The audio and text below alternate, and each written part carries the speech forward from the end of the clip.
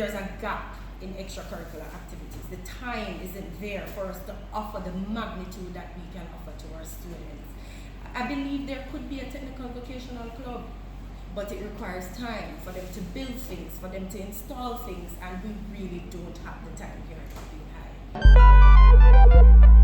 When we look at our overall result of the students who are entering Papine High School, and you look at the PEP placement results, we have seen where, in terms of numeracy, a greater percentage of the students are at the beginning level. In PEP, the profile, you have the beginning, the developing level, and you have the proficient level. Many of our students who are coming in with mathematics scores at the beginning level. So we are going to be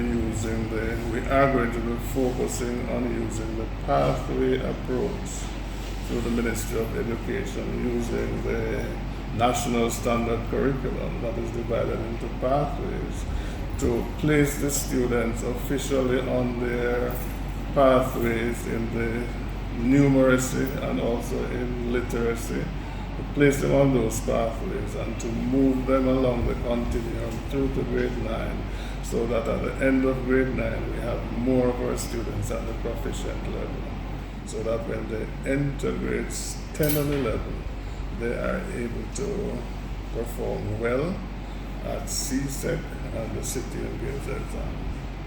So currently, what's the amount of students that we have in our classroom? Last year we had a difficult year with the students returning from the pandemic. We have class sizes of 4 to 45 students in our class. Small classrooms, just fit for about 25 students basically. But what we're trying this year is to reduce those numbers to a maximum of 35 per class, which is even too large, but the number of students who are coming here and who want to come here and the teaching staff that we have, we're trying to reduce to 35 per class. Now, the space is, we have difficulty with space, and you'd have heard our board chairman speaking about additional classrooms.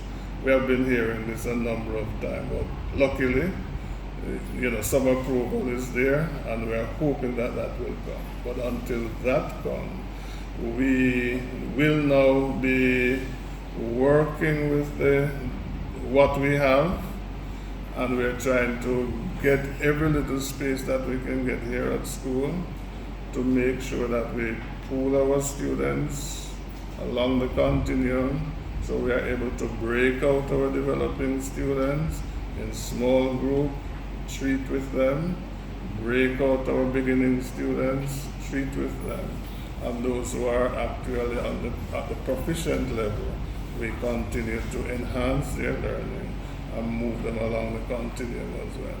There was mention about the new block. Could you state definitively how many students will be facilitated on that block?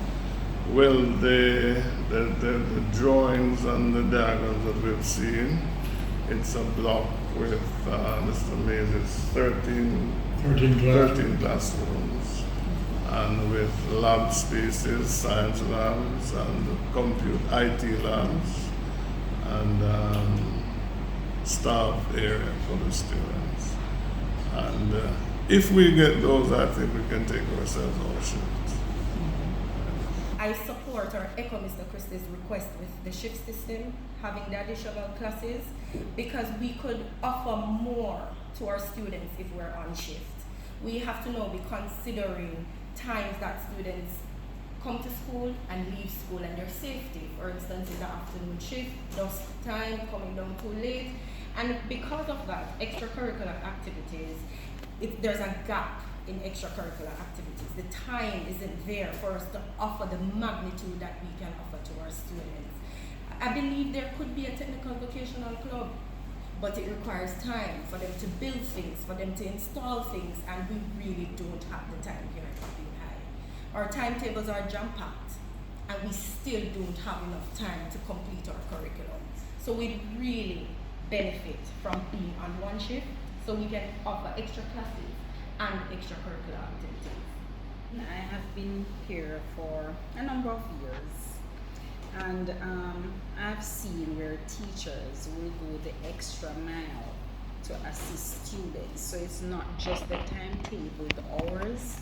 We are putting in extra hours, our Saturdays, our Sundays, our family time. We do the extra, and I commend the teachers here, and I go visit other schools. I've had kids who go to other schools, and I will always say Papine High School teachers are the best. They put the children first, the students first, and they go above and beyond to make it happen.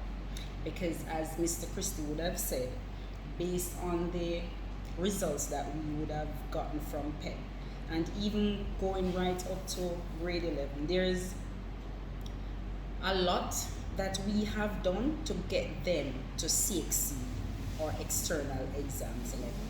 We have to put in the extra work, the additional work. So there's a lot that we would have put in to get them to that stage. And we are still working on it, but we need time and we need space to make it happen. The construction of the new block, do you foresee it helping in any way with the shift system that the school currently has and the challenges that's there? Yes, as principal and our two teachers have said, it will make a huge difference. Principal Christie alluded to something that is so very much in the minds of parents and students at Papine High School, and that is a credibility issue. They have heard for years and years and years about development, and little has happened up until recently. We now have been able to put in a new perimeter fence. We've got a new basketball, netball court. We've got a gazebo. We've made changes through to the hard work of the principal and his team. The students that I have spoken to are very much more comfortable coming to Papine High School than 5 years ago. And I think we have to recognize that Papine is in a unique place. It's both an urban school and it is a rural school, meaning that we have a significant number of students from both areas. Papine is a school, an institution that has so much potential. And the principal, his team here can do the job, provided we get the resources to do it. Is there any other plans or projects that you hope to implement within this new academic year that could help with the? I think there's one right now that is very exciting to us, and that is the development of our agricultural science program. We have a 2-acre farm just above us, and now that we've got the perimeter fence, the area is more secure, so we don't get people coming to help themselves, which used to be a problem, right? We have that problem. Oh goodness, yes. So what are we doing there? Well, we're looking for the partnerships and collaboration. We have the development of a tissue culture lab underway. We have greenhouses that we are planned. We have a pond that we are preparing for tilapia pond, freshwater fish. We're looking at ornamentals. And this comes back to, by the way, our 6th form program. One of the challenges I find looking at Papine and other institutions that have 6th form programs is that students coming in from 5th form, going to 6th form, are saying, no, I would rather go and work. I'd rather go and earn some money. So one of the challenges some of us are going to have is that how do we find a way to get income into our 6th form students, and it could be through a farm program. So that's a very exciting area for us to develop.